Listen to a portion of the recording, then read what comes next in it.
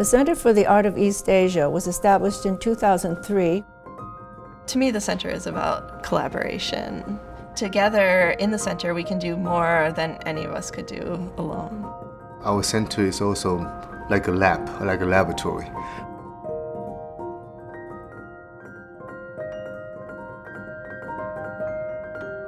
Art history, one of the major changes has been the development of this global art history, focusing on the many centers, many art traditions.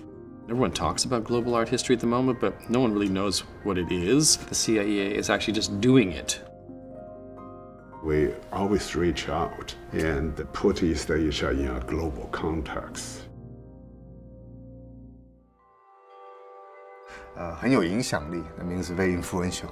The center has built a reputation here, but in China it's even more so. 很有远见, very innovative, has a way to foresee the future. 像是一个桥梁, like a bridge. We have so many students who are interested in East Asian art and culture. The objects were always a way to pursue larger questions, beliefs about their own society, about the afterlife, gender.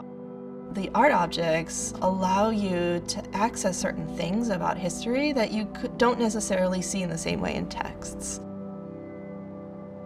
So during the past 20 years, the center has combined art history with technology. This began with creation of the Scrolling Paintings website. In China, in Japan, in Korea, the hand scroll painting is a very long tradition. You have to handle it, use hand. This doesn't show up very well in printed books. It's a moving picture. Working with many museums, high-resolution images, and develop techniques, stitch them together, and researchers, students can see these moving images. It was so transformative to be able to have this digital platform where you can scroll through the scroll, to be able to add English language annotations and have students look at them at home and then come to class and say, okay, tell me what you saw. From the first website, then we started doing more ambitious, this digital reconstruction of the destroyed Buddhist caves. The sites were destroyed during this colonial and imperialist expansion. Many local sculptures are moved to Western museums, separated from their original place and context. So our project tried to bring these damaged sites and these dislocated sculpture back together through technology. When you go to the cave temples, it is very difficult to understand what their appearance was. The heads have mostly been hacked off, and many of the full, complete bodies of sculptures have also been taken. We scan the original site, and then we scan those missing parts in the collections outside of China, and then digitally connect these two sorts of the data together and create 3D models.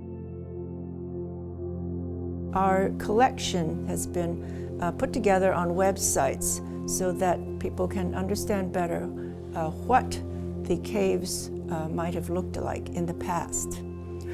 The sites will never really exist anymore. This cannot be returned. This cannot be redone again, right? So, but then this virtual space will help us think about the meaning.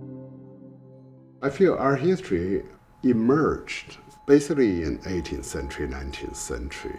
Western power went to all the different countries, continents around the world. Archaeological projects in which objects and sites were plundered, excavated. I feel today we can do better and we should do better.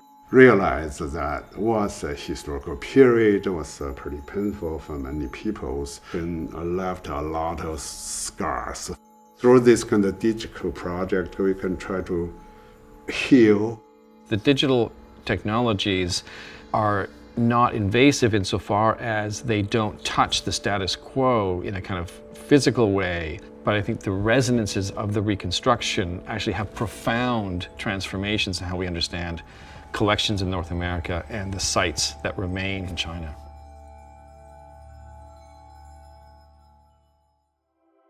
So past 20 years, we have published many volumes, cutting edge issues, dimensions. We started a local seminar in East Asian art held at the Paragon Book Gallery. We then also started an annual symposium.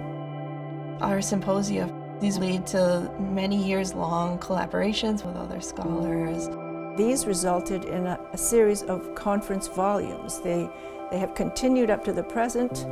We're able to host emerging scholars. Create these international cohorts, preparing the next generation of these historians. These opportunities actually open up your mind and horizon to the community beyond school. Since the university established its center in Beijing and then in Hong Kong, really our center has been using those centers and campuses every year. We've had a series of 6 conferences on the tomb art of China that has created a new field of study. You know, the world has changed so much already. The means, the methods for our research have also shifted. The tension between China and US has grown in such an extent. So what should we do? The Center for Art of East Asia has played the role of leadership of the field. Showing how collaborative art historical research can drive forward the discipline. We want to continue to play this role, and we want to really think about ways in which we'll be able to reshape the field.